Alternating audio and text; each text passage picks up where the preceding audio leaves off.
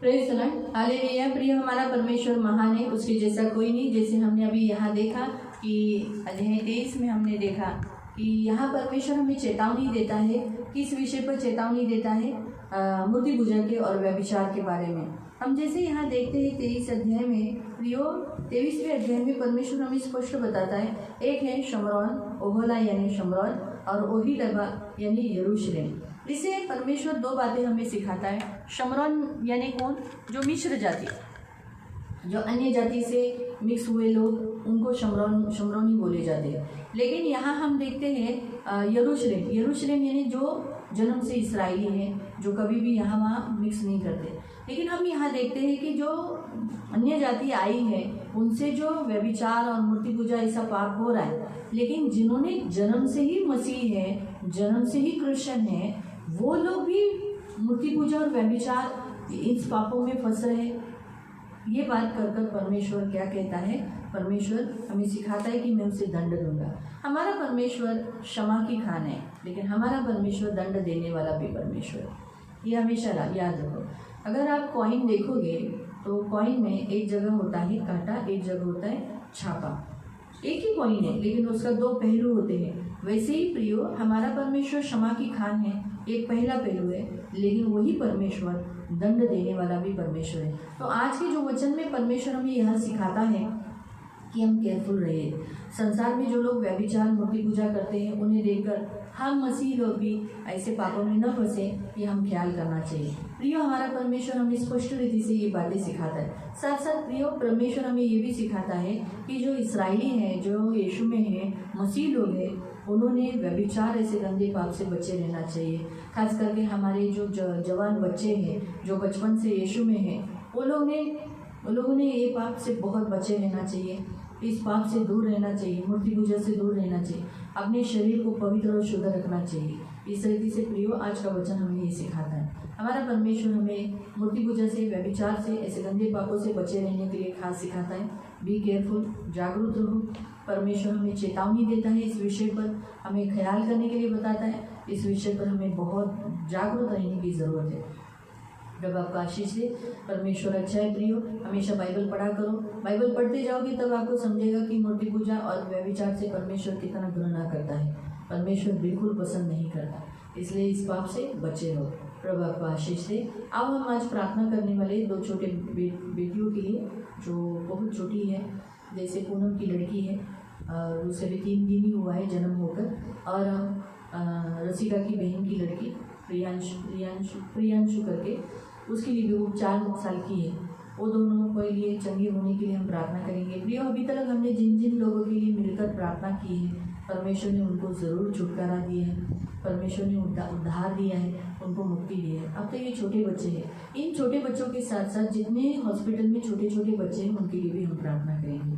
क्योंकि देखो, हम जब मिलकर एक मन से अपने हाथों को उठाकर प्रार्थना करते हैं, परमेश्वर ज़रूर छुटकारा और चंगाई देता है।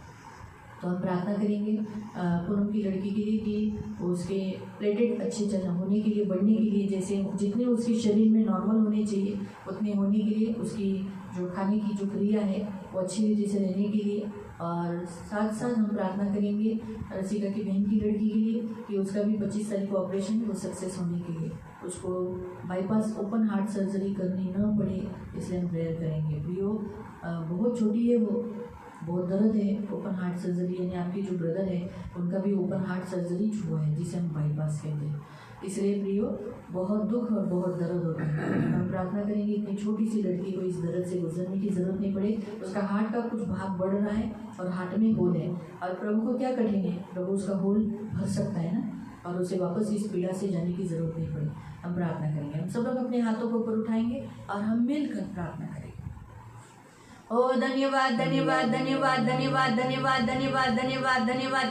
करुणा में प्रेमी पिता प्रभु यीशु के नाम से प्रभु सियोन कलीसिया आज आपके सामने एकत्रित होकर मिलकर प्रार्थना कर रही है। यीशु के नाम से मेरे महान पवित्र पिता, पूनम की लड़की के लिए जो 3 दिन की है प्रभु, पवित्र पिता उसके प्लेटेट बढ़ने के लिए सहायता करो, उसको खाने के लिए प्रभु हजम होने के लिए सहायता करना, उसको जो जो तकलीफ है शरीर में, निर्बलता, कमजोरी, वो सब दूर कर देना। वो बेटी आपकी है प्रभु, यीशु के घाव से वो चंगी हो गई, यीशु के लहू बहाने से वो चंगी हो गई। ये वचन घोषित करते प्रभु यीशु के नाम में मुक्ति, प्रभु यीशु के नाम में छुटकारा घोषित करते। अब्बा अभी इसी घड़ी वो बच्ची के साथ साथ जितने उस कांच में है प्रभु, वो सभी बच्चे चंगे होने पाए यीशु के नाम से। और सिर्फ वही हॉस्पिटल में नहीं, इस संसार में जितने हॉस्पिटल से जहाँ छोटे छोटे बच्चे रखे गए, वो सभी बच्चे यीशु के नाम से प्रभु अच्छे और चंगे होने पाए और अपने अपने घरों में जाने पाए प्रभु। ये हमारी प्रार्थना है प्रभु। पवित्र पिता रसिका की बहन प्रभु, उसके लड़की के लिए प्रार्थना करते हैं प्रभु। उसका 25 तारीख का ऑपरेशन सक्सेस होने के लिए मदद करना। लेजर ऑपरेशन है प्रभु, सक्सेस होने के लिए मदद करो। हम प्रार्थना करते हैं उसका होल बंद कर दो प्रभु, हार्ट का होल बंद कर दो प्रभु। यीशु के नाम से वहाँ यीशु का लहू और यीशु का नाम भर देते और यीशु के घाव से वो चंगी होगी ये डिक्लेयर करते प्रभु। और उसका हार्ट का एक भाग जो बढ़ रहा है प्रभु, यीशु के नाम से वो बढ़ने नहीं देना प्रभु। पवित्र पिता उस हार्ट का काम है खून शुद्ध करना, उसकी वो भी विधि अच्छी रीति से करने के लिए सहायता करना यीशु के नाम से प्रभु, यीशु नासरी के नाम से प्रभु दया करो। आपके घाव से प्रभु वो चंगी हो गई ये डिक्लेयर करते हैं। धन्यवाद देते प्रभु, आपने हमारी प्रार्थना सुनी इसलिए धन्यवाद। धन्यवाद पिता, धन्यवाद पिता, धन्यवाद राजा यीशु, धन्यवाद। और यीशु के नाम से डिक्लेयर करते दोनों भी स्वस्थ हो गए यीशु के नाम से, आमीन। Praise the Lord, hallelujah. हमारा परमेश्वर अच्छा है प्रियो, अपनी प्रार्थना में रखा करो उसको। जब तक वो उनके ठीक होकर अपने घरों में नहीं आती तब तक हमें उनके लिए प्रार्थना करते रहना चाहिए। आप अपनी प्रार्थनाओं में उनको याद रखना। प्रभु आपको आशीष देते। हम निकालेंगे लेवी व्यवस्था अध्याय 25, लेवी चैप्टर 25 और उसका 35 से। लेवी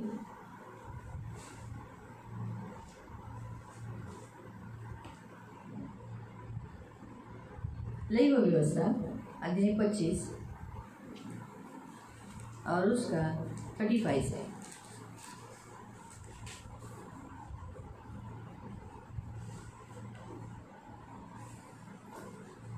पढ़ेंगे। फिर यदि कोई तेरा भाई बंधु कंगाल हो जाए और उसकी दशा तेरे सामने तरस योग्य हो जाए तो तू उसको संभाल लेना। वह परदेसी या यात्री के समान तेरे संग रहे, उससे ब्याज या बढ़ती न लेना। परमेश्वर का भय मानना जिससे तेरा भाई बंधु तेरे संग जीवन निर्वाह कर सके। उसको ब्याज पर रुपया न देना, न उसको भोजन वस्तु लालच से देना। मैं तुम्हारा परमेश्वर हूँ। मैं तुम्हें कनान देश के लिए कनान देश देने के लिए और तुम्हारा परमेश्वर ठहरने की मनसा से तुमको मिस्र देश से निकाल लाया हूँ। हमें यहाँ पर प्रियो परमेश्वर का वचन स्पष्ट रीति से कहता है कि एक तो हमें ब्याज पे पैसा नहीं देना है। हमें किसी को भी मदद करते समय हम ऐसा लालच रख कर कि उससे मुझे कुछ मिलेगा, उससे मुझे कुछ फ़ायदा होगा, वो सोच लाकर हम ये नहीं करना है। लालच से उसको मदद नहीं करना है। प्रियो यहाँ पर प्रभु का वचन कहता है अगर कोई परमेश्वर का हम भाई मानते हैं तो जो हमारे मसीह भाई बहनों में है वो क्या करना चाहिए, उनकी जो ज़रूरत है वो समय पर हम मदद करना ज़रूरी है। प्रियो बाइबल हमें बताती है कि अगर कोई गरीब है, बहुत कंगाल है, तो उसे हमें मदद करना ज़रूरी है। और बाइबल हमें नीति वचन के बारे में भी कहती है। नीति वचन अध्याय 28, प्रोवर्ब्स चैप्टर 28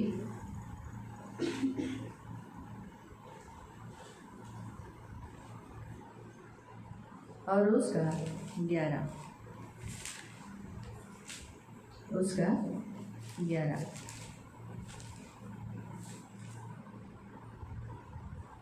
पढ़ेंगे। धनी पुरुष अपनी दृष्टि में बुद्धिमान होता है परंतु समझदार कंगाल का मर्म समझ लेता है। यहाँ पर प्रियो प्रभु का वचन हमें क्या सिखाता है। धनी पुरुष जो होता है वो अपनी दृष्टि में बुद्धिमान समझता है। वो कहता है मैंने बहुत धन कमाया, मैंने जमा किया, मैंने काम किया, कष्ट किया, वो अपनी नज़रों में बुद्धिमान ठहरता है। लेकिन समझदार जो मनुष्य होता है वो बेचारे दूसरे कंगालों का मर्म, वो बेचारे कैसे परिस्थिति में है, किस दर्द में है, किस तकलीफ में है, इस बात को वो समझ पाता है। और इसीलिए प्रियो हमेशा याद रखो, धर्मी क्या करता है, धर्मी हमेशा कंगालों को जो ज़रूरतमंद है उसको देने के लिए हमेशा आगे रहता है। पढ़ेंगे नीति वचन अध्याय 19, प्रोवर्ब्स चैप्टर 19 और उसका 17, उसका 17।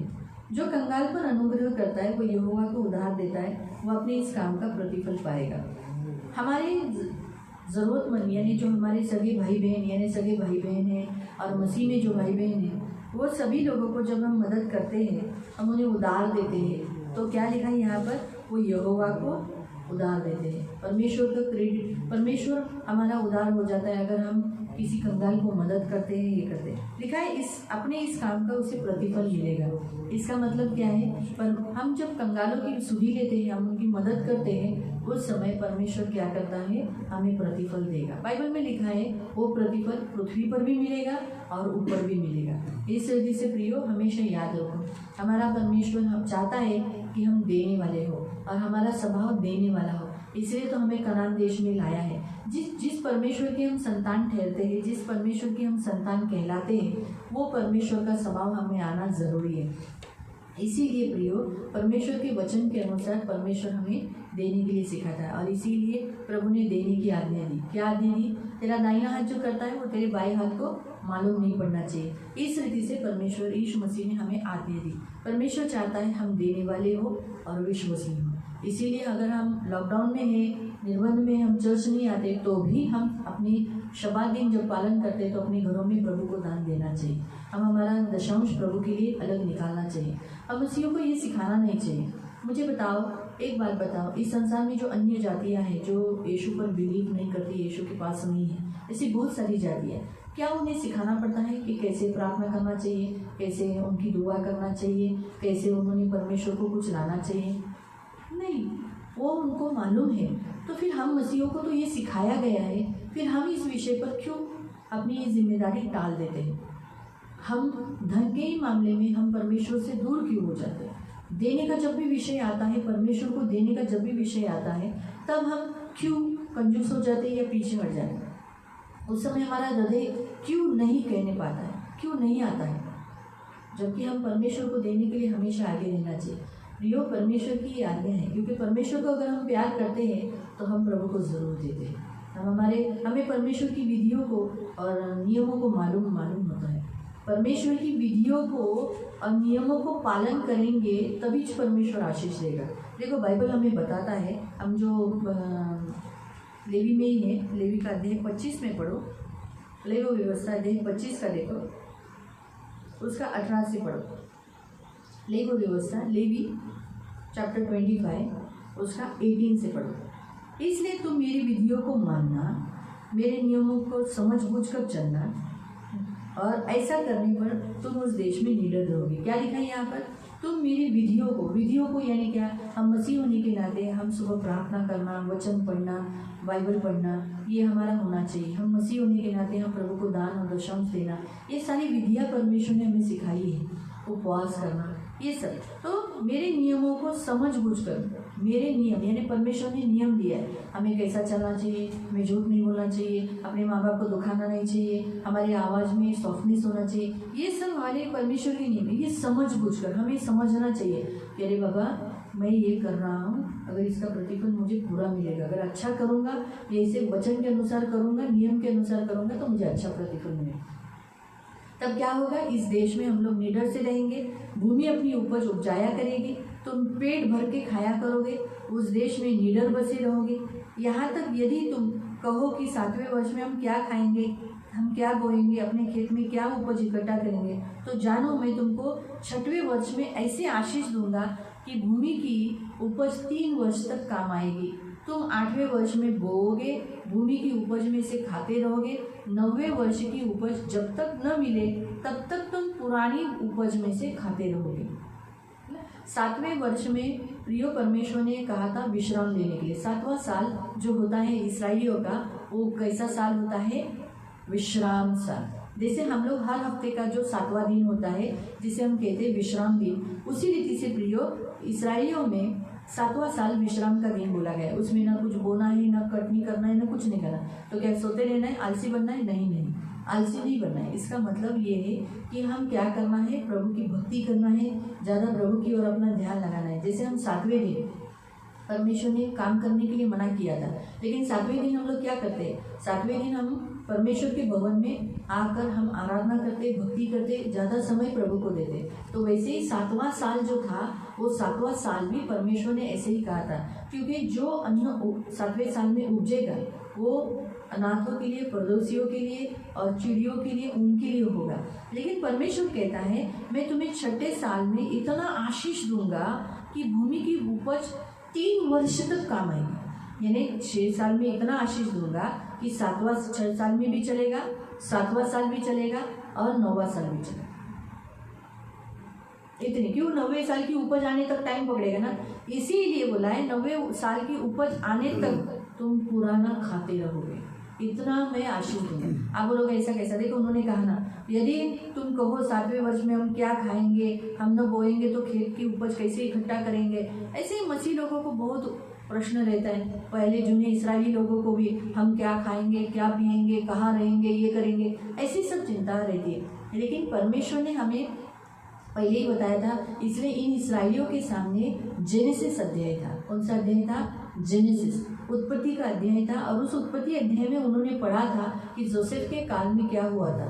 जोसेफ के काल में 7 साल परमेश्वर ने बहुत बहुत उपज दी, इतनी उपज दी कि बाकी के 7 साल जो अकाल के थे उसमें लोग जिंदा रहे। इतनी उपज दी, मतलब आप सोचो, परमेश्वर उपाय करने वाला परमेश्वर। आपको समझ में आया? इस विधि से हम देखते हैं। लेकिन कहने का उद्देश्य, जब हम उसकी विधियों को मानेंगे और उसके नियम समझ बूझकर चलेंगे तो, नहीं तो ये आशीष नहीं मिलेगी, नहीं तो हमेशा कंगालपन रहेगा। देखो प्रभु के पास आने के बाद प्रभु नहीं चाहता कि मसीह लोग कंगाल हो, क्योंकि बाइबल हमें बताती है 2 कुरिन्थियों की पत्री में, वहाँ लिखा है कि 8वें अध्याय में यीशु मसीह हमारे लिए कंगाल हुआ ताकि उसकी अमीरता, उसकी श्रीमंती हमें मिले। तो प्रभु जब हमारे लिए कंगाल हुआ तो फिर हम कंगाल रहना प्रभु नहीं चाहता। फिर हम कंगाल क्यों है? कहीं ना कहीं हमारी गड़बड़ी है, कहीं ना कहीं प्रभु से हमारा रिश्ता है। हमारे घर का कोई ना कोई एक जन जरूर कुछ ना कुछ घर में गड़बड़ी करता है। इसीलिए प्रियो, परमेश्वर बिल्कुल नहीं चाहता कि हम कंगाल हो और हम अमीर हो जाए, ये प्रभु की इच्छा है। लेकिन हम इन इस्राएलियों के समान कुड़कुड़ाए नहीं, हम क्या खाएंगे, क्या पिएंगे, क्या करेंगे। परमेश्वर के नियम पालन करने वाले को कभी भूखा नहीं रहता। साम 34 में लिखा है, जवान सिंह भूखा रह सकता है, लेकिन यहोवा का भय मानने वाले को कभी भी भूखा रहने की जरूरत नहीं पड़ेगी, उसका मुँह कभी काला नहीं पड़ेगा। प्रियो, इस रीति से हमारा परमेश्वर अपने विश्वास करने वाले लोगों को देता है। यीशु मसीह ने भी ऐसे ही कहा, तुम किसी भी बात की चिंता मत करो, हम क्या खाएंगे, क्या पिएंगे। परमेश्वर को मालूम है ये वस्तुएं तुम्हारी ज़रूरत की है। क्या हमने परमेश्वर से हवा मांगी, हमने श्वास मांगा, हमने आकाश मांगा, लेकिन जब बिना मांगे परमेश्वर ने ये सब कुछ दिया है तो क्या वो अन्न नहीं देगा? सब कुछ देता है। हमें करना क्या है? हमें उनकी आज्ञाओं का पालन करना है। उन्होंने जो विधियाँ दी है उन विधियों के अनुसार हमें चलना है। तो उसमें जो एक विधि है वो है दान और दशांश की, जो प्रभु को देना जरूरी है। बोएंगे नहीं तो पाएंगे कैसे? कंगालपन दूर होने के लिए हमें करना क्या पड़ेगा? कंगालपन हमें दूर करने के लिए हमें परमेश्वर के राज्य में परमेश्वर के सामने धन बोना पड़ेगा। धन बोएंगे, जो बोएंगे वही पाएंगे। धन बोएंगे तो धन पाएंगे। हालेलुया। तो हमें गीत गाएंगे, उसमें प्रभु को हम दान और दशांश लेंगे।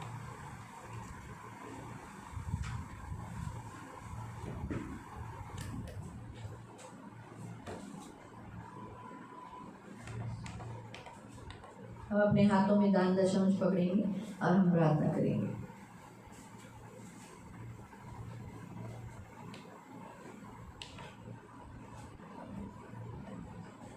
पवित्र करुणामय प्रेमी पिता, प्रभु यीशु के नाम से प्रभु हम आपके सामने आते हैं। प्रभु ये दान और दशांश हम आपको दे रहे। देने से देना अच्छा है, देने से बढ़ता है। तो कभी किसी का कर्जदार नहीं रहता, परंतु दबा दबा कर, हिला हिला कर उभार दवा देता है, इसलिए धन्यवाद देते। सभी के हाथों को आशीषित करना प्रभु, सबको प्रभु बहुतायत देना प्रभु, किसी भी चीज़ की कमी और घटी होने मत देना। और आज की इस विधि में प्रभु हमारा सारा कंगालपन दूर होकर प्रभु भरपूरी आनंद और प्रभु मेरे राजा, मेरे महान पवित्र सेनाधीश पिता, श्रीमंती आने के लिए तो कृपा प्रदान करना। धन यहोवा की ओर से दिया हुआ दान है प्रभु, धनी होना ये परमेश्वर की ओर से गिफ्ट है प्रभु। लेकिन हम आप पर भरोसा रखते हैं। हम आपको धन देने के बाद आपको भूलेंगे नहीं, प्रथम हमेशा आपको याद रखेंगे। इसलिए सभी को आशीषित हैं यीशु के नाम से, आमीन।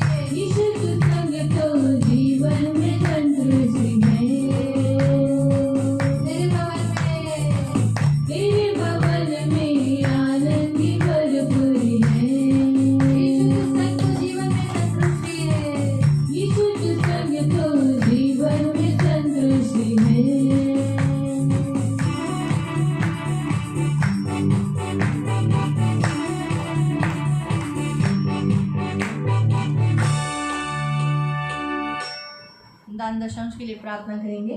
आचार्य प्रार्थना करेंगे।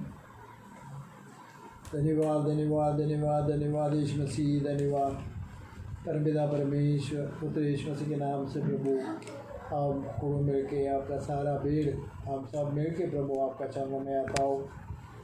प्रभु हमारा स्तुति रहना प्रभु यीशु, आज शबा दिन का आशीष आपका सारा भीड़ को देना, हम सबको सियोन को देना प्रभु यीशु। अब प्रभु आपका वचन में आप बोला है, सारा दान दशांश मेरा भंडार में लाओ, सारा दान दशांश मेरा भंडार में लाओ, मेरा भंडार में कलीसिया में लाओ, मेरा भंडार में अन्न सामग्री होने के लिए सारा दशांश लाओ। मैं तुम लोगों को आकाश का खिड़की खोल के तुम लोगों को बहुत आशीष दे दूँगा। हाँ प्रभु। ये परमेश्वर का वायदा है। हाँ प्रभु। परमेश्वर बोला मुझे फाड़ के देखो, वचन में लिखा है कि वो सब लोगों को मालूम पड़ने के लिए सहायता करो, सहायता करो। हम ये पृथ्वी से कुछ लेके नहीं जाता है, लेकिन ये पृथ्वी में कितने टाइम तक जीता है, वो टाइम हम आनंदी में जीना, हम संतुष्टि में जीना। हम प्रभु हमको आशीष दे गया, वो आशीष हम पालना, हम लेना, हम संतोष में जी के प्रभु को प्रोत्साहन देना, आदर देना। इसलिए प्रभु यीशु मसीह ये आज्ञा दिया है। प्रभु आपका बेट बहुत आज लोग ये आज्ञा पालन किया है, तो लोगों सबको बहुत आशीष करना। प्रभु यीशु सबको आशीष करना, सियोन का सारा भीड़ को आशीष करना था। दया करो, दया करो। धन्यवाद यीशु, धन्यवाद आपका दया, आपका कृपा के लिए धन्यवाद करता हूँ। सारा आदर महिमा प्रशंसा आपको देता हूँ प्रभु यीशु मसीह के नाम से पिता के चरणों में प्रार्थना करता हूँ। आमीन।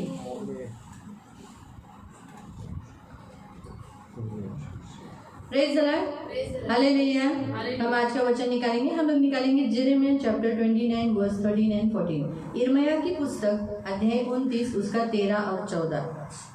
यिर्मयाह चैप्टर 29 वर्स 13 एंड 14। यिर्मयाह की पुस्तक 13 और 14। तुम मुझे ढूंढोगे और पाओगे भी, क्योंकि तुम अपने संपूर्ण मन से मेरे पास आओगे। मैं तुम्हें मिलूंगा, यहोवा की वाणी है। बंधुआई से लौटा ले आऊँगा और तुमको उन सब जातियों और स्थानों में से जिनमें से मैंने तुमको जबरन निकाल दिया था, और तुम्हें इकट्ठा करके इस स्थान में लौटा ले आऊँगा जहाँ से मैंने तुम्हें बंदी करवा के निकाल दिया था। यहोवा की वाणी है। अब हम आंखों को बंद करेंगे और हम प्रार्थना करेंगे। 29 का 13 और 14। पवित्र पवित्र करुणा में प्रेमी पिता प्रभु यीशु के नाम से प्रभु हम आपके सामने आते हैं। हम आपको धन्यवाद देते हैं मेरे राजा, मेरे महान पवित्र सेनाधीश पिता। वचन की सेवा को आपके हाथ में देते हैं। आपका वचन क्या ही सुंदर, क्या ही पवित्र, क्या ही शुद्ध है। इसलिए वचन हम ध्यान से सुनने के लिए और जो हम सुनते हैं वही पालन करने के लिए मदद करना। वचन की सेवा को आपके हाथ में देते हम सबका वचन पर ध्यान देने के लिए तो कृपा प्रदान करना। ये हमारी बेनती, हमारी प्रार्थना है। हम सबको यीशु के लोग से कवर करते, दया रखना प्रभु। ये हमारी प्रार्थना है प्रभु यीशु के नाम से, आमीन। Praise the Lord, hallelujah. यहाँ पर प्रियो प्रभु का वचन हमें स्पष्ट रीति से कहता है 13वें अध्याय में, तुम मुझे ढूंढोगे और पाओगे, और क्योंकि तुम अपने संपूर्ण मन से मेरे पास आ जाओगे। प्रियो प्रभु का वचन हमें क्या कहता है कि तुम मुझे ढूंढोगे। प्रियो आज इस संसार में बहुत से लोग बहुत वस्तुओं को ढूंढते हैं, जैसे कहाँ कौन सा दुकान है, कहाँ मुझे कौन सी वस्तु मिलेगी, बहुत सारे ढूंढते हैं। एड्रेस ढूंढते हैं, किसी का पता ढूंढते हैं, किसी की कोई अविवाहित है तो पत्नी ढूंढता है, कोई अविवाहित स्त्री है तो वह अपने लिए पति ढूंढती है। बच्चे कहाँ, हम लोग को बच्चे कहाँ से पैदा हो गए, जिन्हें बच्चे नहीं वो लोग डॉक्टरों की खोज करते हैं। अगर बीमार है तो वो लोग डॉक्टरों की खोज करते हैं। ऐसे बहुत आए हम प्रकार देखते हैं कि इस संसार में जब से इंसान आया है वो आकर हमेशा सांसारिक वस्तुओं को ढूंढता है। लेकिन बाइबल हमें बताता है, परमेश्वर हमें बताता है कि हम क्या करना चाहिए, हम परमेश्वर को ढूंढना चाहिए। आज प्रियो हमारा परमेश्वर हमसे यही कहता है। परमेश्वर का दरवाज़ा कभी भी बंद नहीं होता। अक्सर बहुत लोगों को ऐसा लगता है जैसे अभी हमारे प्रशासन के द्वारा परमेश्वर का दरवाज़ा बंद हुआ है। लेकिन प्रियो मैं आपको बताना चाहती हूँ, भले ये जो मंदिर है जो इंसान ने बनाया हुआ 4 हाथों की दीवारी में, वहाँ परमेश्वर नहीं रहता। परमेश्वर कहाँ रहता है? मनुष्य के बनाए हुए हाथों के मंदिर में नहीं, परंतु कहाँ रहता है? परमेश्वर ने जिस मनुष्य को बनाया उस इंसान के हृदय में वास करता है। वो है उसका मंदिर, वो है उसका क्या है? मंदिर है। इसलिए प्रियो प्रभु के वचन के अनुसार अगर हम देखेंगे तो बहुत लोगों को लगता है आज के ज़माने में जैसे प्रशासन के द्वारा बहुत सारे चर्चेस बंद किए गए और बोले जाते हैं अभी परमेश्वर का द्वार बंद है, परमेश्वर का द्वार बंद है। नहीं, परमेश्वर का द्वार कभी बंद नहीं होता। क्यों? क्योंकि अनेक ऐसे विश्वासी हैं जो परमेश्वर पर भरोसा करते हैं, उनका हृदय का दरवाज़ा कभी भी बंद नहीं है। लेकिन आज ऐसे बहुत सारे दरवाजे हैं जो परमेश्वर के हृदय के, मतलब इंसानों के हृदय के दरवाजे क्या हो गए? बंद हो गए। परमेश्वर का द्वार बंद करें ऐसी किसी में भी शक्ति नहीं है। ऐसा अभी तक इस संसार में कोई नहीं आया जो परमेश्वर की भक्ति करना बंद कर सके। अगर अभी बहुत लोगों को ऐसा लगता है, देखो परमेश्वर का मंदिर बंद किया है, ये आप है ना आइज़ाया 66 में पढ़ सकते हैं, जिसमें परमेश्वर कहता है कि तुम मेरे लिए कहाँ भवन बनाओगे। तुम आपको समझ में आएगा। हम पढ़ेंगे 66, यशाया आइज़ाया 66 और उसका 1 और 2। यहोवा यूँ कहता है, आकाश मेरा सिंहासन है, पृथ्वी मेरे चरणों की चौकी है। तुम मेरे लिए कैसा भवन बनाओगे? मेरे विश्राम का कौन सा स्थान होगा? यहोवा की वाणी है, ये सब वस्तुएं मेरे हाथ की नहीं हुई बनी है, इसलिए ये सब मेरी ही है। परंतु मैं उसी की ओर दृष्टि करूँगा जो दीन और खेदित मन का हो और मेरा वचन सुनकर थरथराता हो। यानी कौन सा मंदिर परमेश्वर को चाहिए? वो जो परमेश्वर के नज़र में दृष्टि में दीन है, नम्र है, अहंकार नहीं है उसके मन में, और खेदित मन का है। अरे अरे अरे क्या संसार में चल रहा है, प्रभु माफ़ कर इन लोगों को, इन्हें ज्ञान नहीं है प्रभु, इन्हें क्षमा कर। ऐसे व्यक्ति को, और जो मेरा वचन सुनकर थरथराता हो, यानी जब भी प्रभु का वचन आए, प्रभु मुझे नरक नहीं डालना, मुझे क्षमा कर, मुझे माफ़ कर, इस रीति से एक एक वचन को अपने ऊपर लेता है और कन्फेशन करता है, पश्चाताप करता है। ऐसे व्यक्ति के जीवन में परमेश्वर क्या करता है? रहना चाहता है। परमेश्वर कहता है ये सब वस्तुएं मेरी नहीं है क्या? सारी सृष्टि उसकी चैनल। आज हम लोग जो देखते हैं, जो आज हम लोग मनुष्य के हाथ की बनाई हुई जो कारागिरी है, वो सब परमेश्वर ने बनाया है।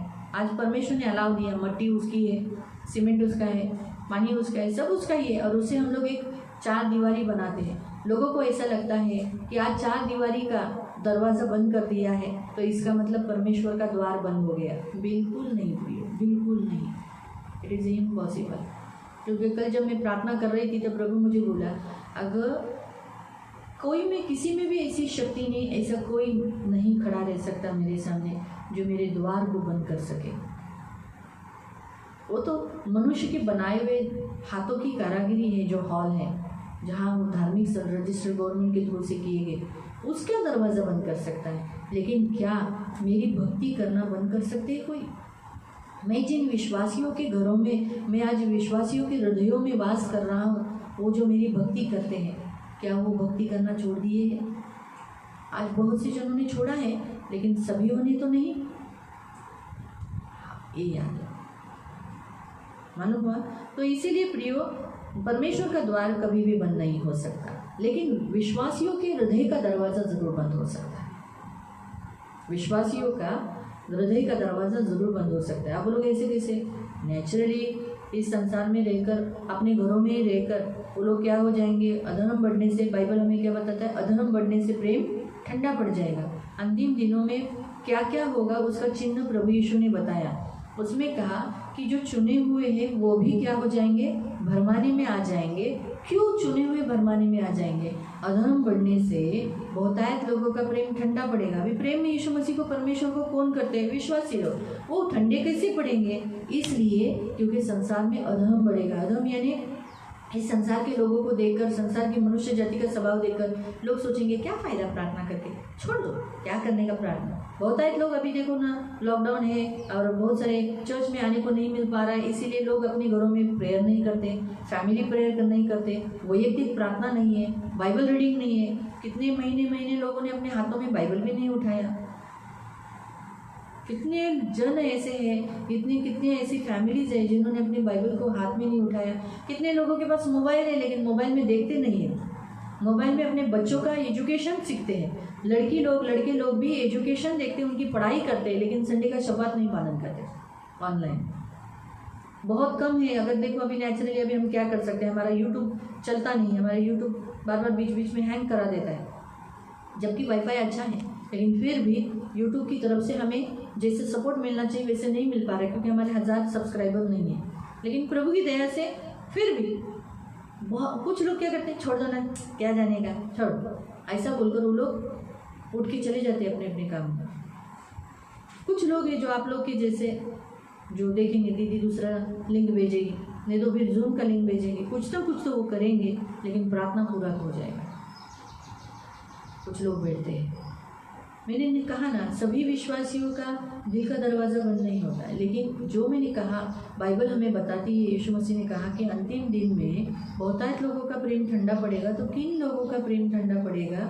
जो लोग प्रार्थना नहीं करते, बाइबल नहीं पढ़ते, प्रभु को देने के विषय में, प्रभु के बारे में सोचते नहीं, जो दीन नहीं होते, परंतु खेदित नहीं होते कि अरे क्या है, कितने दिन से हम घर में, मैं बाइबल नहीं पढ़ा, मैं कितने दिन से प्रार्थना नहीं कर रहा, कोई फीलिंग नहीं है, वचन सुन के भी कोई डर नहीं आता है। बाइबल हमें बताती है कि मेरा वचन सुनकर थरथराना चाहिए। मेरा वचन सुनकर दुष्टात्माएं परमेश्वर का वचन, परमेश्वर का नाम लेकर लेते तो थरथराती है, लेकिन इंसान आज इतने कठोर हो गए, इतना परमेश्वर के से दूर हो गए कि आज परमेश्वर का वचन सुनने के बाद भी क्या कहते हैं, वो याद नहीं, उनको डर नहीं लगता। परमेश्वर को खुद को प्रकट करने के लिए कोई बंधन नहीं है, क्योंकि कोई बंधन की ज़रूरत नहीं है। जैसे आज इस संसार में जो बंधन डाल दिए है, धार्मिक संबंध है, वो बंधन परमेश्वर पर नहीं है। परमेश्वर कहीं पर भी है, सर्वव्यापी है वो। हमें परमेश्वर, हमको कहीं पर भी हम ढूंढेंगे तो मिलेगा, लेकिन ढूंढने वाला चाहिए।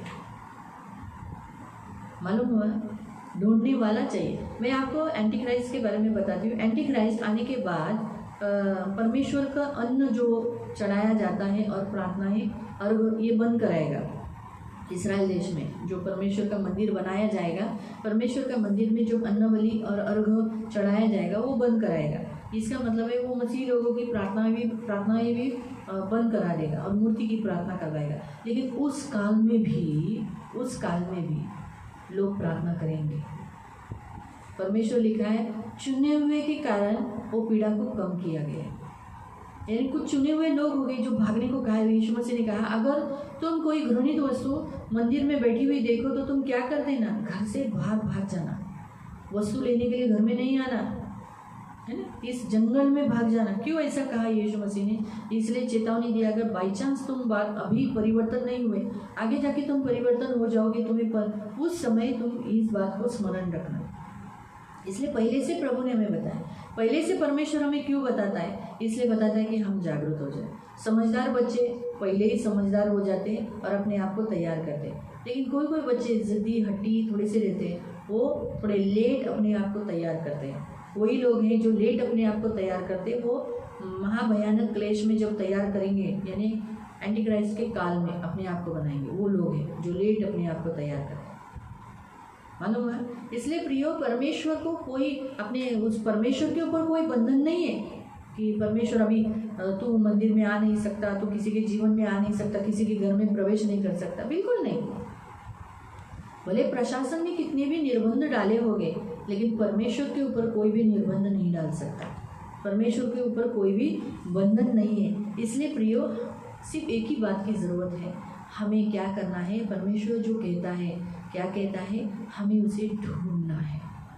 हम अगर उसे ढूंढेंगे तो वो कहता है, तुम मुझे ढूंढोगे और पाओगे भी, है ना। हम अय्यूब का अध्याय पढ़ेंगे, अय्यूब अध्याय 23।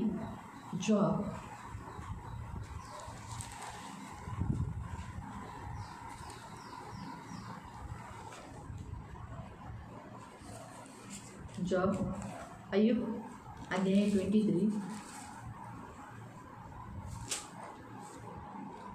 और उसका 3। अय्यूब अध्याय 23 और उसका 3।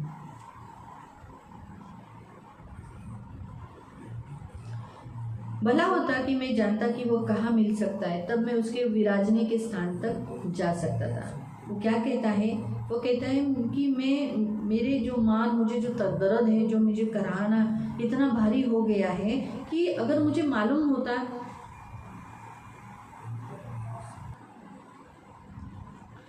Praise the Lord, hallelujah. प्रिय, हमारा परमेश्वर महान है, दयालु है, कृपालु है, क्षमालु है। उसके जैसा कोई नहीं। यहाँ पर हम देखते हैं कि जैसे वो कहता है कि भला होता मैं जानता कि वो कहाँ मिल सकता है। अभी अय्यूब जैसा एक धर्मी व्यक्ति उसके पीड़ा के काल में वो कहता है मैं जानता कि वो कहाँ मिल सकता, तो मैं क्या करता, उसके विराजने के स्थान तक जा सकता और मेरी पीड़ाओं को, मेरे दर्द को उसे बता सकता।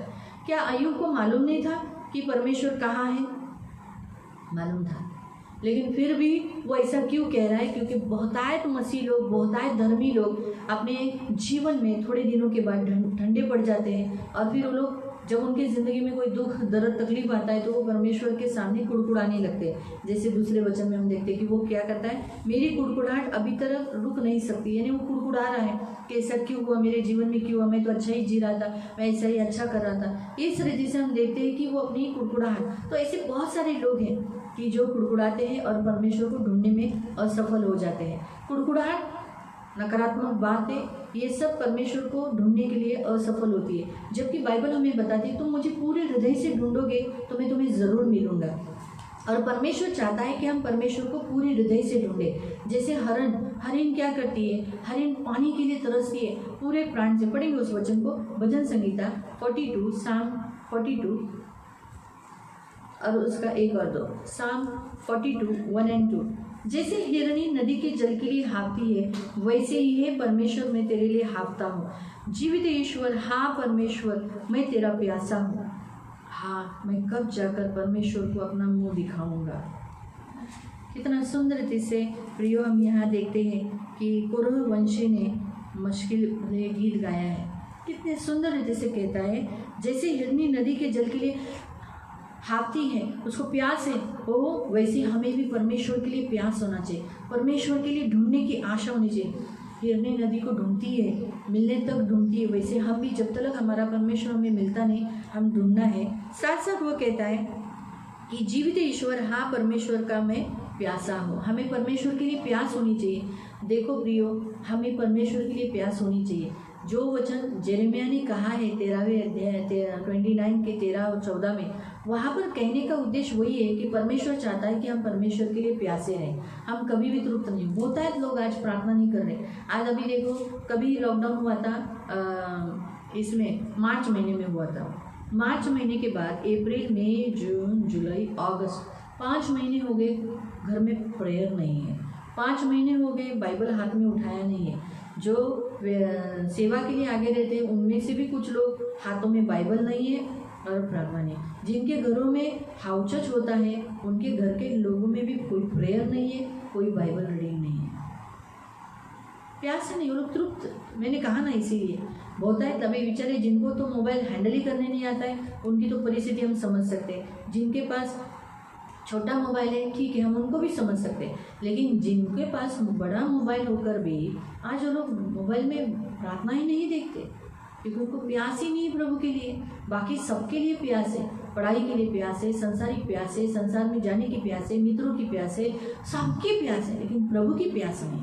जो प्रभु की प्यास होता है वो प्रार्थना करता है। प्रियो, हम बाइबल के अनुसार, हम जैसे बाइबल में लिखा है, हम परमेश्वर को ढूंढना, जैसे हरिण परमेश्वर को ढूंढती है, तो जो प्यासा होता है ना वो ढूंढता है। तो आज लोगों में, बहुत लोगों को प्यास नहीं है, इसलिए वो लोग परमेश्वर को ढूंढते नहीं, इसलिए वो लोग बाइबल नहीं पढ़ते। तो पहला जो स्टेप है परमेश्वर को ढूंढना, वो है बाइबल पढ़ना। जो व्यक्ति बाइबल प्रतिदिन पढ़ता है वो व्यक्ति परमेश्वर के लिए प्यासा है। वो सोचता है कि अरे मुझे क्या बाइबल क्या बता रही है, आज मेरा परमेश्वर मुझसे क्या बात कर रहा है, आज मेरा प्रभु मुझसे क्या बोल रहा है। इस रीति से बाइबल हमें क्या करती है, हमें परमेश्वर के पास लेके जाती है। और बाइबल एक ऐसा वचन है, एक ऐसा पानी है, एक ऐसा जो हमारे प्यास को हमें इस संसार में जाने नहीं देता, परंतु परमेश्वर के पास ले जाता है। तो पहला स्टेप है, पहला मार्ग है, जो लोगों को सचमुच पूरे हृदय से जो परमेश्वर को ढूंढते हैं ना, वो व्यक्ति बाइबल डेली पढ़ते हैं। जो लोग परमेश्वर को अपने पूरे हृदय से ढूंढते हैं वो बाइबल पढ़ते हैं। दूसरा, वो प्रार्थना करते हैं। प्रार्थना एक ऐसा जरिया है जिसके द्वारा हम परमेश्वर के पास आते हैं और परमेश्वर हमारे पास आता है। दूसरा जरिया जो है, इसलिए परमेश्वर को ढूंढने का दूसरा मार्ग जो कौन सा है, वो है प्रार्थना। प्रार्थना के जरिए से आज हम लोग परमेश्वर को ढूंढ पाते हैं, परमेश्वर के करीब आते हैं, परमेश्वर के निकट आते हैं। इसलिए प्रार्थना करना। आज होता है लोग प्रार्थना के लिए कंटाला करते हैं, घर में पहले ही बोलेंगे छोटा सा प्रेयर करना, ज़्यादा लंबा चौड़ा नहीं प्रेयर करना, ज़्यादा गाने नहीं लेना। इस रीति से पहले से प्रियो, तीसरा है परमेश्वर की आज्ञाओं का पालन करना। परमेश्वर की इच्छा क्या है उसके अनुसार चलने वाला परमेश्वर को ढूंढ रहा है। जब हरिण को प्यास होती है वो कहाँ जाती है? नदी के पास। वैसे ही हमें भी क्या करना है, हमें भी परमेश्वर को हम ढूंढ रहे, मुझे परमेश्वर मिलना चाहिए, तो उस व्यक्ति ने क्या करना चाहिए? अपनी आज्ञाओं का पालन करना चाहिए। बाइबल हमें बताती है पहला यूहन्ना की पत्री में 1 जॉन चैप्टर 2, पहला यूहन्ना की पत्री अध्याय 2 उसका 16 और 17, 15 से पढ़ लेंगे। 1 जॉन चैप्टर 2 वर्स 15 to 17। तुम न तो संसार से न संसार की वस्तुओं से प्रेम रखो। यदि कोई संसार से प्रेम रखता है तो उसमें पिता का प्रेम नहीं, क्योंकि जो कुछ संसार में है अर्थात शरीर की अभिलाषा, आंखों की अभिलाषा और जीविका का घमंड, वो पिता की ओर से नहीं परंतु संसार की ओर से। ध्यान से 17। संसार और उसकी अभिलाषाएं दोनों मिटते जाते हैं, पर जो परमेश्वर की इच्छा पर चलता है वो सर्वदा बना रहेगा। जो व्यक्ति प्रभु को ढूंढता है वो परमेश्वर की इच्छा पर चलता है, वो उसकी आज्ञाओं का पालन करता है। उसे संसार और संसार की वस्तुओं का सहारा लेना नहीं पड़ता। वो हर परिस्थिति में पहले परमेश्वर का सहारा लेता है, परमेश्वर पर भरोसा करता है, परमेश्वर के पास आता है। इसीलिए प्रियो, परमेश्वर के वचन के अनुसार तीसरे पायरी जो बताया गया है परमेश्वर को ढूंढने का, वो है उसकी आज्ञाओं का पालन करना, उसकी इच्छा के अनुसार चलना। चौथा है परमेश्वर पर विश्वास रखना। उसने जो अभिवचन दिए, उसने जो वायदे किए हमारे साथ, उस पर हम क्या करना चाहिए? उस पर हमें अटल रहना। जैसे बाइबल में हमारा जो वचन हम 29 जेरेमिया चैप्टर 29 उसका 11 पढ़ेंगे, तो मेरी तुम्हारे लिए अच्छी योजनाएं हैं, हानि की नहीं परंतु संपन्नता की, कुशलता की, संपन्नता की। तो ये वचन के अनुसार ये अभिवचन है, परमेश्वर ने हमें इसराइलियों को, मसीहों को दिया हुआ अभिवचन है। यीशु ने कहा जगत के अंत तक मैं तुम्हारे साथ हूँ, मैं तुम्हें कभी नहीं छोड़ूंगा, कभी नहीं त्यागूंगा। ये अभिवचन है। इन अभिवचनों पर विश्वास रखना, इन वचनों को पकड़कर, क्या कितना ये झंझट है, ये कितना तकलीफ है। मैं ये नहीं कहती हूँ मसीह जीवन आसान जीवन है। मसीह जीवन बोला तो दर्द, कष्ट, संकट से गुजरना है, लेकिन प्रभु ने कहा मैं तुम्हारे साथ हूँ। ये याद रखना है। प्रभु के इस वचन को अभिवचन, अगर दुख नहीं आएगा तो हमें सुख का एहसास कैसे होगा? दर्द नहीं आएगा तो चंगाई का अर्थ कैसे समझेगा? अगर ये सब संकटों से हम पार नहीं हो जाएंगे, हम संकट आएंगे नहीं, तो हमें कैसे मालूम पड़ेगा परमेश्वर हमारे साथ है ना? तो परमेश्वर बताता है इन दर्द के, संकट के समय पे। जब भी मैं बीमार हुई, मैं प्रार्थना करती हूँ, प्रभु मैं बीमार हूँ, मुझे चंगा करो, चंगाई मिली, तभी तो मुझे मालूम पड़ता है कि यीशु मेरे साथ है। आपको समझा? तो प्रार्थना के जरिए से, वचन से लेकर, मैं प्रभु यीशु के घाव से मैं चंगी हो गई, ये वचन मैं डिक्लेयर करती हूँ, और अभी इसी घड़ी यीशु के नाम से बीमारी को डांटती हूँ, निकल जाने की आज्ञा देती हूँ, और पवित्र आत्मा को चंगाई को रिलीज करती हूँ। ये जब कहने के बाद मैंने उस अभिवचन को पकड़ा, वचन जो यीशु के घाव से हम चंगे हुए हैं, ये अभिवचन है प्रभु ने दिए हुए। इन वचनों पर विश्वास रखकर मेरे उस दर्द के समय पे, संकट के समय पे हम जब रखते हैं, तो इसका मतलब है हम परमेश्वर को ढूंढते हैं। आपको समझा? इसीलिए प्रियो, चौथा पॉइंट है उसके अभिवचनों को पकड़े रहना, उस पर विश्वास करना। पांचवा पॉइंट है परमेश्वर को ढूंढने का मसीह जीवन, मसीह के तरीके से ही जीना है, यानी उपासना करना। मसीह ने जैसा बोला है, मैं हमारे द्वारा मसीह ही दिखना चाहिए, यीशु ही दिखना चाहिए। यीशु का चाल चलन, उठना बैठना, बोलना चलना, ये सब यीशु के जैसा होना चाहिए। छठा कि हमारे जीवन में जो परमेश्वर की जो योजनाएं हैं, हानि की नहीं परंतु संपन्नता की, परमेश्वर ही हमारे जीवन में प्रथम होना। और सबसे लास्ट, सातवां, परमेश्वर चाहता है कि हम क्या करें? हमेशा परमेश्वर को देने के लिए, क्योंकि भक्ति में हम जब परमेश्वर को ढूंढते हैं तो देने के द्वारा भी हम परमेश्वर को पाते हैं। मैं आपको एक उदाहरण बताती हूँ कुरनेलियुस का। कुरनेलियुस ने परमेश्वर को पा लिया। कैसे पाया? वो हम पढ़ते हैं वहाँ पर, जब स्वर्गदूत उसके ऊपर प्रकट हुआ, 10वां अध्याय पढ़ सकते हैं प्रेरितों के काम में, और वहाँ पर स्वर्गदूत ने उसे कहा, हे कुरनेलियुस, तेरे दान और तेरी प्रार्थनाएं स्वर्ग तक पहुंच गई। तेरी प्रार्थनाएं और तेरे दान और तेरी प्रार्थनाएं कहाँ तक पहुंच गई? स्वर्ग तक। इसीलिए उसे स्वर्गदूत मिला, उसके बाद परमेश्वर यीशु मसीह भी मिल गया और पवित्र आत्मा भी मिला। आपको समझा? लेकिन उसने किया क्या? उसने प्रार्थना भी की और दान भी की। ये हमेशा याद रखो। आज हमारा परमेश्वर हमसे यही कहता है प्रियो, हम जब तक परमेश्वर के पास पहुंचते नहीं तब तक हमें इन विधियों को करना है। जब तक हम परमेश्वर के पास पहुंचते नहीं तब तक हमें इन विधियों को करना है। यीशु मसीह परमेश्वर के पास पहुंचने तक परमेश्वर की योजना, परमेश्वर की इच्छा को पूरा किया। वैसे ही प्रियो, हम भी परमेश्वर के पास पहुंचने तक हमें क्या करना है?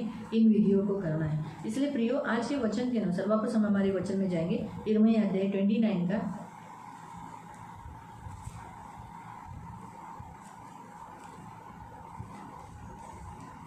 का 13, तुम मुझे ढूंढोगे और पाओगे, है ना। तो हम यहाँ लिखा है, क्योंकि तुम मुझे संपूर्ण मन से मेरे पास आओगे। प्रभु चाहता है हम पूरे हृदय से, पूरे मन से प्रभु के पास आए और प्रभु को ढूंढे। भले हम लोग चर्च में इकट्ठा नहीं होते, इसका मतलब ऐसा नहीं कि हम प्रार्थना करना छोड़ देना चाहिए। हम चर्च में इतने साल से आए हैं, इतने साल से हमने जो वचन सुने वो अभी इस परिस्थिति में हम इस्तेमाल करना चाहिए। खुद को खुद उत्साहित करना चाहिए, एक दूसरे को उत्साहित करना चाहिए।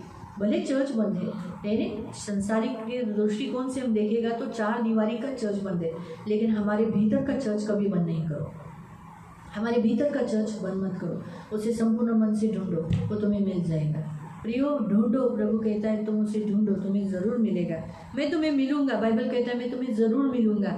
यहाँ तक अगर आप स्तुति, आराधना, प्रार्थना, उपासना, बाइबल पढ़ना, उपवास करना, दान दशंश देना, इन विधियों को अपने जीवन में करते रहोगे तो लिखा है मैं तुम्हें ज़रूर मिलूंगा, तुम्हें बंधुआई से लौटा ले आऊँगा। यहाँ लिखा है तुम्हें बंधुआई से, जिस परिस्थिति में तुम बंधुआई में हो, गुलामी में हो, उसमें से मैं तुम्हें छुड़ाऊंगा। और यहाँ लिखा है तुमको उन जातियों के स्थानों में जिनमें तुम्हें जबरन निकाला गया था, वहाँ पर मैं इकट्ठा करके तुम्हें वापस इकट्ठा करूँगा। परमेश्वर कहता है हमें वापस इकट्ठा प्रभु करेगा, लेकिन परमेश्वर देखता है कि मैंने थोड़े समय के लिए, सिर्फ थोड़े समय के लिए मैंने निर्बंध लगाए, तो आज लोग घर में अपने घर के सदस्य मिलकर प्रार्थना नहीं कर रहे, इकट्ठे नहीं हो रहे, तो फिर प्रियो हम कैसे परमेश्वर के भवन में इकट्ठे हो जाएंगे? इसीलिए आज से इस मंदिर में, इस शरीर में, इस जीवन में, बाइबल में जैसे लिखा है तुम जीवित आत्मा का मंदिर हो, परमेश्वर के आत्मा का तुम मंदिर हो। हमारा ये शरीर परमेश्वर का आत्मा का मंदिर है। शरीर प्राण आत्मा में हम क्या करना चाहिए? परमेश्वर को ढूंढना है, हम बाइबल पढ़ना है, प्रार्थना करना है, स्तुति आराधना करना है, उपासना करना है, उसके अभिवचनों को पकड़ना है। हम एक मसीह जीवन अच्छी रीति से जीना है, प्रभु का जो नियम के अनुसार दान दशंश हम अलग करना है। इस रीति से हम जिएंगे तो ज़रूर प्रियो हम जल्दी से जल्दी परमेश्वर के भवन में इकट्ठा हो जाएंगे। मालूम हुआ? आज हमारा परमेश्वर हमसे यही कहता है मैं तुम्हें इकट्ठा करके इस स्थान में लौटा ले आऊँगा जहाँ से मैंने तुम्हें बंदी बना के निकाल दिया था। हमें आज मंदिर में आने के लिए, संसारिक मंदिर में जो इस हमारा चर्च कहते आने के लिए मना था ना, वहाँ पर प्रभु इकट्ठा करेगा। लेकिन उसके लिए पहले तुम लोग घर में प्रेयर करो, अपना वैयक्तिक प्रार्थना करो, वैयक्तिक प्रभु को ढूंढो। हर एक ग्रुप में नहीं ढूंढती, कभी कभी जब उसको प्यास लगती है तो कभी कभी वो ग्रुप से अलग होकर वो क्या करती है, अपनी पानी प्यास बुझाने के लिए पानी के पास आती है। तो वैसे ही प्रियो, जब तक हम लोग ग्रुप में थे यानी इकट्ठे होते थे, हम आपसे प्रार्थना करवाते थे, हम स्तुति आराधना कराते थे, आपसे बाइबल पढ़ा के लेते थे। लेकिन अब आपको खुद को भी प्यास आनी चाहिए परमेश्वर की। अकेले भी आप प्रार्थना करना चाहिए अपने घरों में, अकेले भी आप अपने घर में प्रेयर करना चाहिए, उपासना करना चाहिए, बाइबल पढ़ना चाहिए, प्रभु को समय देना चाहिए, उपवास करना चाहिए। ये बहुत ज़रूरी है प्रिय, बहुत ज़रूरी है। इसीलिए बाइबल में यीशु के वचन में लिखा है अधर्म बढ़ने से बहुतायत लोगों का प्रेम ठंडा पड़ जाएगा। बहुतायत लोग प्रेम ठंडे क्यों पड़ते हैं? क्योंकि वो लोग इन विधियों को नहीं करते। अगर आपको गर्म ही रहना है, मसीह में गर्म ही रहना है, तो इन विधियों को आपको करना ही पड़ेगा। स्तुति आराधना, प्रार्थना करना, बाइबल पढ़ना और उपवास करना, प्रभु को देना, इन विधियों को आप करते रहोगे, मसीह जीवन आचरण जीते रहोगे, तो प्रियो आप मसीह में गर्म रहोगे। तब परमेश्वर आपको उद्धार देगा, आपको बंधुआई से छुड़ाएगा और आप प्रभु को पाओगे।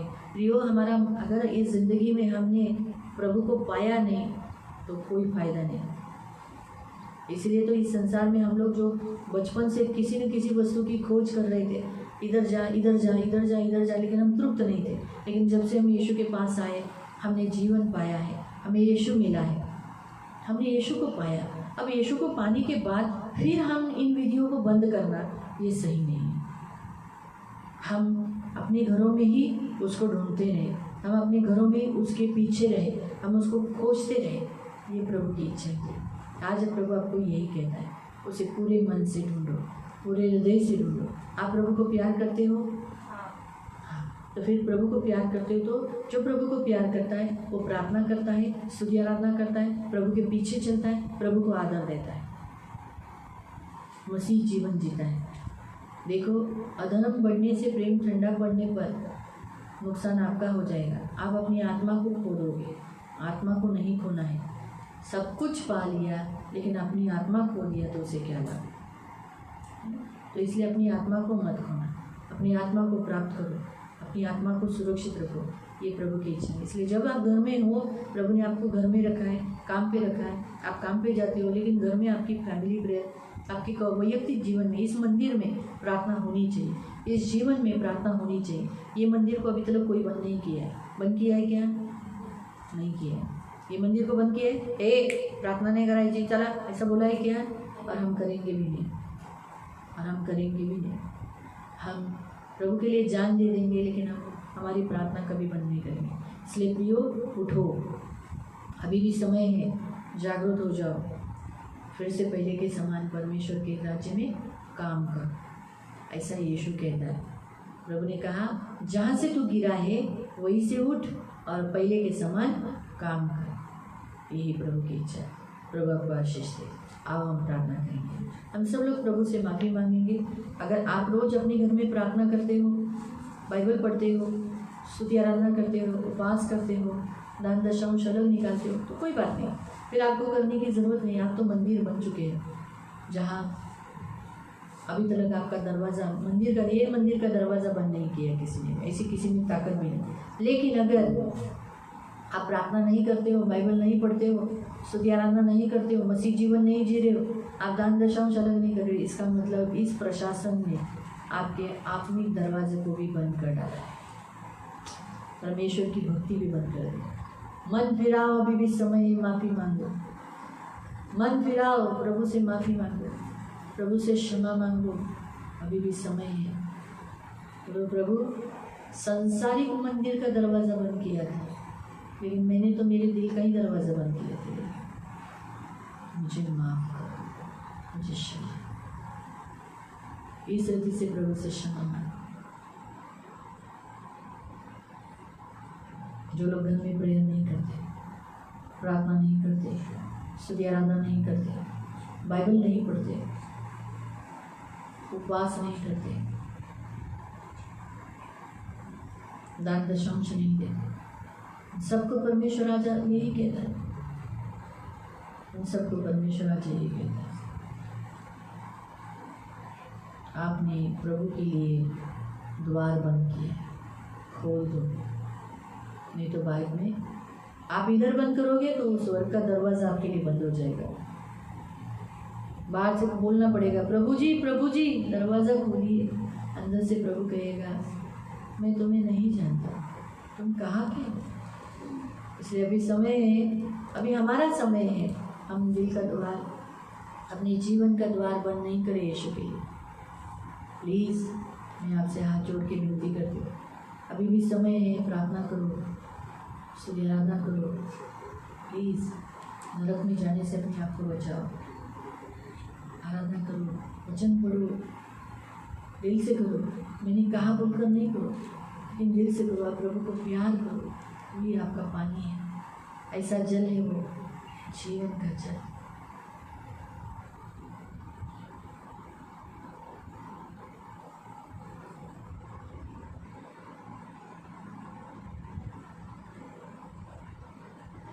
पवित्र पवित्र करुणामय प्रेमी पिता प्रभु यीशु के नाम से प्रभु हम आपके सामने आते हैं। हम आपको धन्यवाद देते हैं। मेरे राजा, मेरे मान पवित्र सेनाधीश पिता, हम सभी को यीशु के लहू से कवर करते। आप हमारे ढाल, आप हमारा कवच, आप हमारे स्वामी, आप हमारे गड़े, हमारे साथ सदा रहने वाले आप हमारे पवित्र पिता। करुणा दया रखना हम सब पर यीशु का लहू लगाते। आज ऐसे कितने लोगों के दिल के दरवाजे बंद हो गए, मंदिर के दरवाजे बंद है प्रभु। वो प्रशासन ने नहीं, उन्होंने खुद ही बंद किए।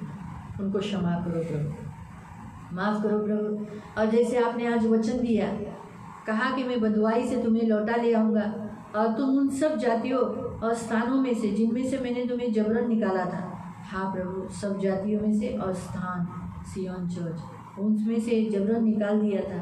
अब आपने कहा मैं तुम्हें इकट्ठा करके कहाँ पर, इस स्थान में लौटा ले आऊँगा। यीशु के नाम से प्रभु प्लीज़ धार्मिक स्थल खोल दो प्रभु, यीशु के नाम से मेरे पवित्र पिता, यीशु के नाम से वापस हम आपके भवन में इकट्ठा होने पाए प्रभु, दया करो, ये हमारी प्रार्थना है। और आज यीशु के नाम से प्रभु ये सबके द्वार खुले होने के लिए, हृदय के दरवाजे खुले होने के लिए मदद करना प्रभु, आपको ढूंढने के लिए, आपको प्यार करने के लिए सहायता करना, इन सब की सुधि लेना, इन सब की रक्षा करना, इन्हें बहुत आशीष देना, आंखों में पुतली के समान संभाल लेना।